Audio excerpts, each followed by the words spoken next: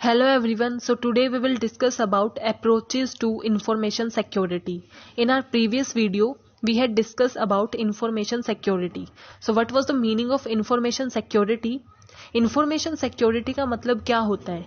Information security क्या है? जो भी आपकी इंफॉर्मेशन है उसको प्रोटेक्ट करने को हम क्या बोलते हैं? Information security. आज हम किस में रह रहे हैं? इंफॉर्मेशन सोसाइटी में रह रहे हैं, जिसमें क्या होता है कि हर इंसान personally as well as professionally किस पे डिपेंड करता है? इंफॉर्मेशन पे डिपेंड करता है. आज हमारी लाइफ में इंफॉर्मेशन का डोमिनेंस बढ़ गया है, तो अब हम पर्सनली भी उस पर डिपेंड कर रहे हैं, प्रोफेशनली भी उस पर डिपेंड कर रहे हैं. तो इसका मतलब क्या है? हमें इंफॉर्मेशन की सिक्योरिटी तो चाहिए, उसकी प्रोटेक्शन तो चाहिए. अगर हम पर्सनली और प्रोफेशनली उसके ऊपर डिपेंड है, उसका डोमिनेंस है, तो ऑब्वियसली वो हमारी वेल बीइंग को हर्ट करेगा अगर हमारी जो इंफॉर्मेशन है वो सिक्योर नहीं होगी. सो हमें अपनी इंफॉर्मेशन को सिक्योर और प्रोटेक्टेड रखना होता है. और इंफॉर्मेशन सिक्योरिटी क्या है? Information security is a process of maintaining integrity, availability and confidentiality of data. यानी कि जब आप अपने इंफॉर्मेशन की इंटीग्रिटी मेंटेन करते हो, कॉन्फिडेंशियलिटी मेंटेन करते हो और अवेलेबिलिटी मेंटेन करते हो, उसी को हम क्या बोलते हैं? Information security. उसका मतलब क्या है? ना कोई अनऑथराइज यूजर उस पर एक्सेस कर सके, ना उसमें कोई चेंजेस कर सके, हमारी इंफॉर्मेशन में कोई भी अनऑथराइज यूजर मॉडिफिकेशन ना कर सके, और जब भी हमें वो इंफॉर्मेशन चाहिए हो, जब भी हमें उसकी रिक्वायरमेंट हो, वो हमें अवेलेबल हो जाए, उसकी अवेलेबिलिटी में कोई भी रोक टोक ना आए. उसको हम क्या बोलते हैं? Information security. अब इंफॉर्मेशन सिक्योरिटी के लिए हम कौन कौन सी अप्रोचेस का यूज करते हैं? There are mainly 3 approaches for information security, that are preventive information protection approach, restorative information protection approach and holistic information protection approach. One by one हम डिस्कस करेंगे. सबसे पहले है हमारी preventive information protection approach. Preventive का मतलब ही क्या है? यानी कि जो भी चांसेस हैं इंफॉर्मेशन थ्रेट के, इंफॉर्मेशन सिक्योरिटी जो है, हमारी इंफॉर्मेशन पे जितने भी चांसेस हैं अटैक के, उनको कम करना, उन्हें प्रिवेंट करना ही हमारी किस चीज का फोकस होता है? इस अप्रोच का, जिसका नाम है प्रिवेंटिव इंफॉर्मेशन प्रोटेक्शन approach.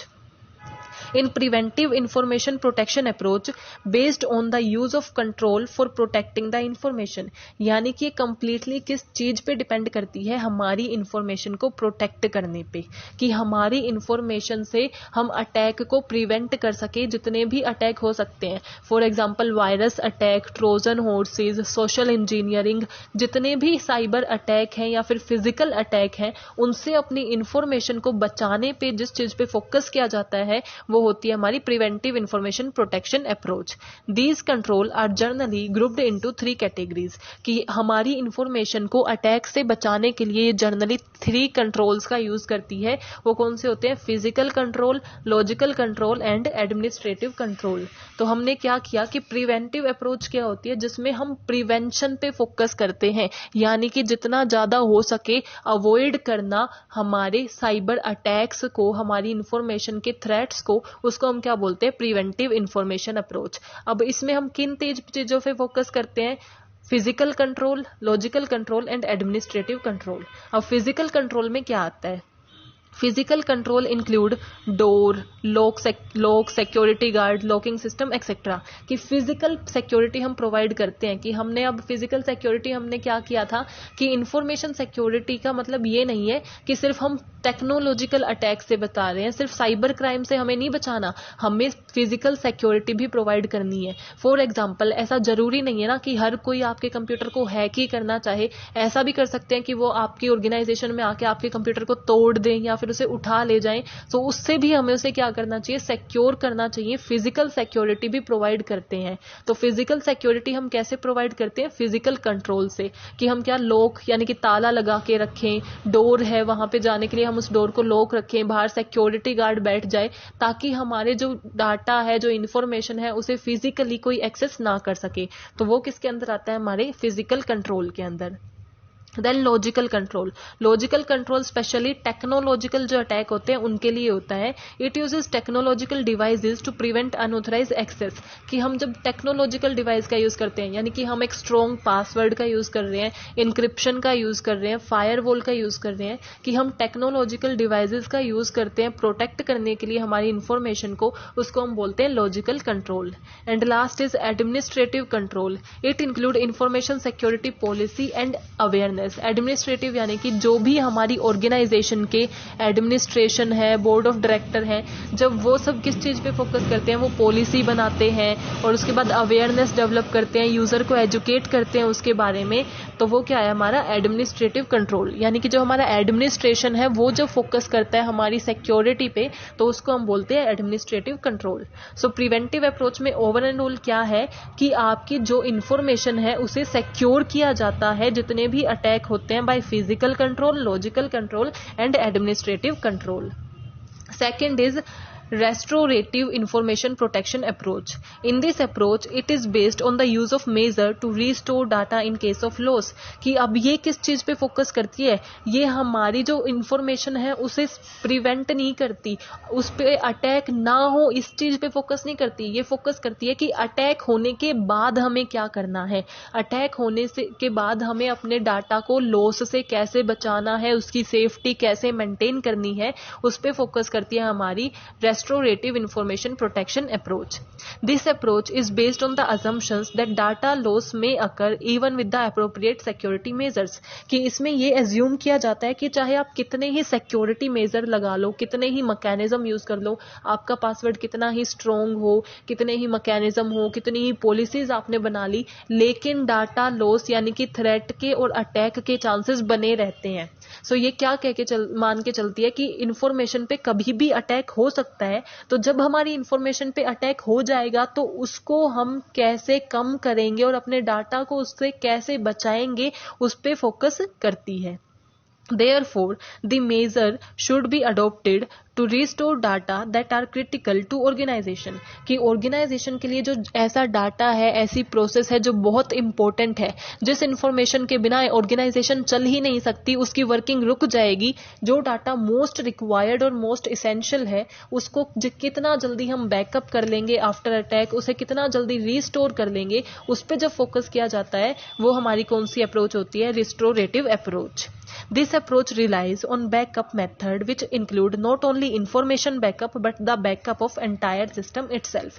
यानी कि हमारी restorative information approach किस चीज पे फोकस करती है कि जब एक बार हमारी ऑर्गेनाइजेशन की सिक्योरिटी पे अटैक हो गया है, उसकी इंफॉर्मेशन पे अटैक हो गया है, तो वो डाटा हम कितना जल्दी बैकअप कर लेंगे, और सिर्फ इंफॉर्मेशन को ही नहीं पूरे सिस्टम का बैकअप वापस लेके आना, ताकि ऐसा हो कि इतना कुछ फर्क पड़ा नहीं हमें अटैक से. उस पे जो फोकस करती है वो हमारी कौन सी अप्रोच होती है, restorative approach. Last is holistic approach. Holistic approach को हम ओवरऑल अप्रोच भी बोलते हैं.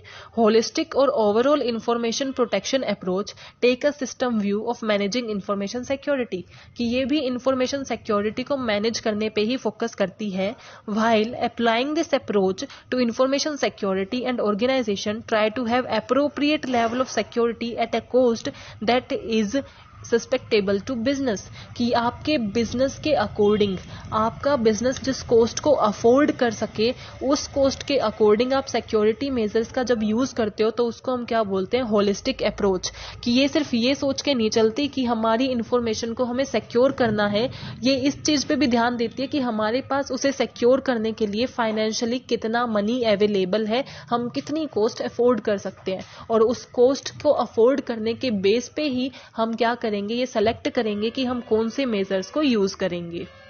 An organization does not adopt information security measures in isolation but relate them with their cost. कि जो भी information security measures एक organization यूज करेगी वो बिना कुछ सोचे समझे यूज नहीं करेगी, वो उसे किससे रिलेट करेगी, अपनी कॉस्ट से.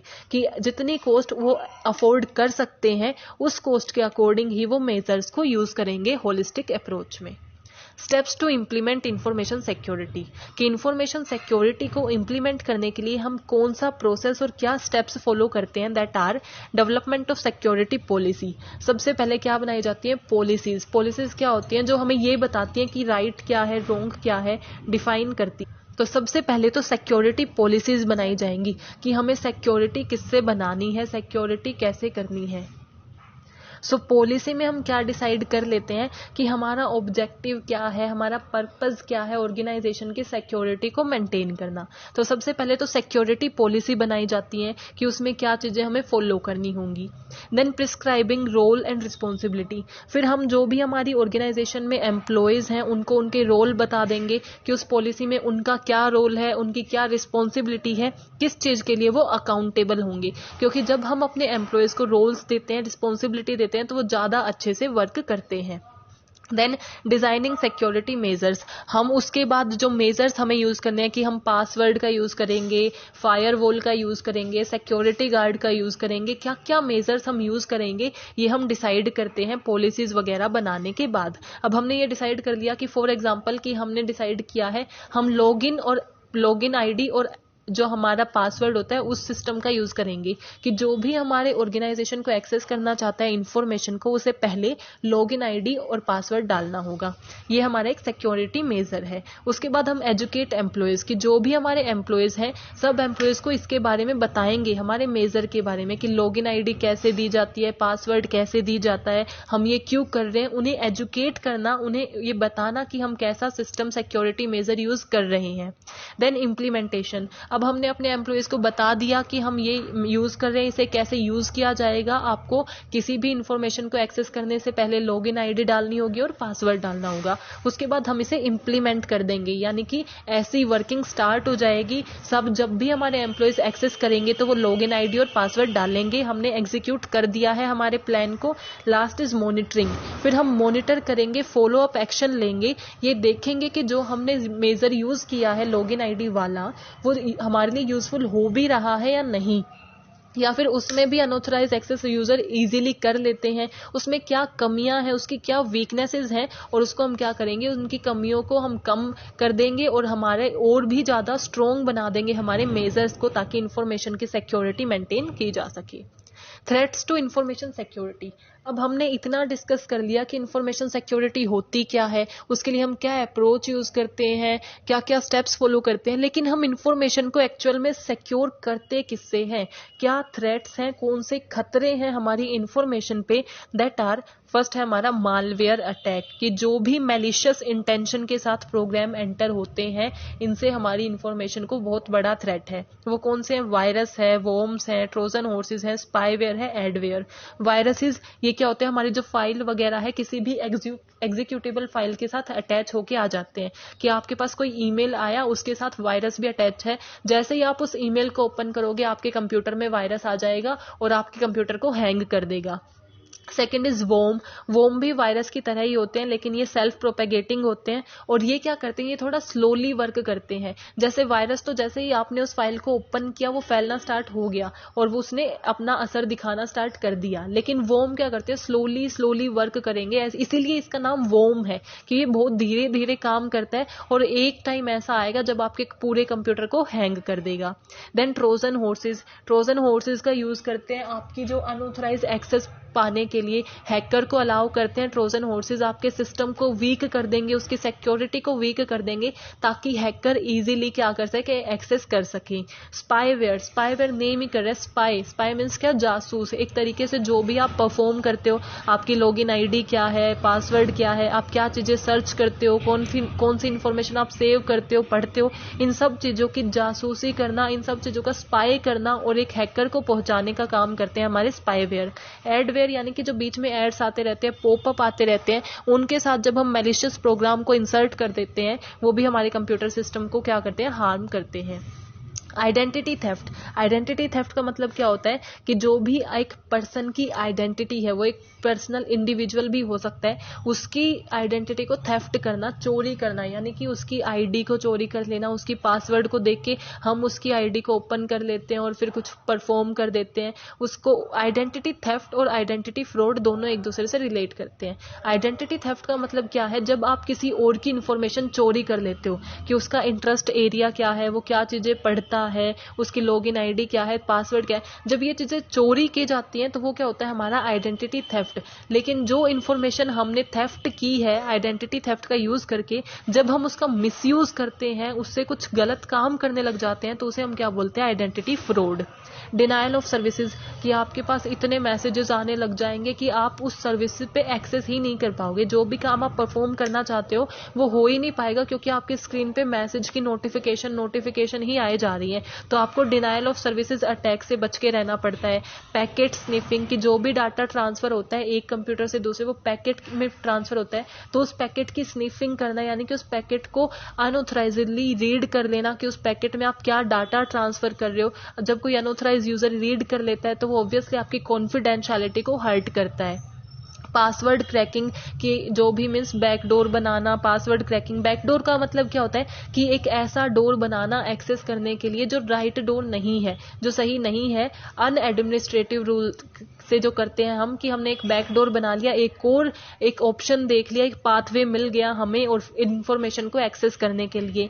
पासवर्ड क्रैकिंग, हमारे पासवर्ड को क्रैक करना, डिक्शनरी अटैक का यूज करना, ब्रूट फोर्स अटैक का यूज करना, ये सब क्या करते हैं, हमारी जो इन्फॉर्मेशन है उसको थ्रेट करते हैं, उसके लिए एक थ्रेट है, उसके लिए एक खतरा है, और इन्हीं चीजों से हमें क्या प्रोवाइड करनी होती है, प्रोटेक्शन प्रोवाइड करनी होती है। So I hope you are clear with this topic. If you have any doubt, please mention in comment section. Thank you. Keep supporting. Do not forget to like, subscribe and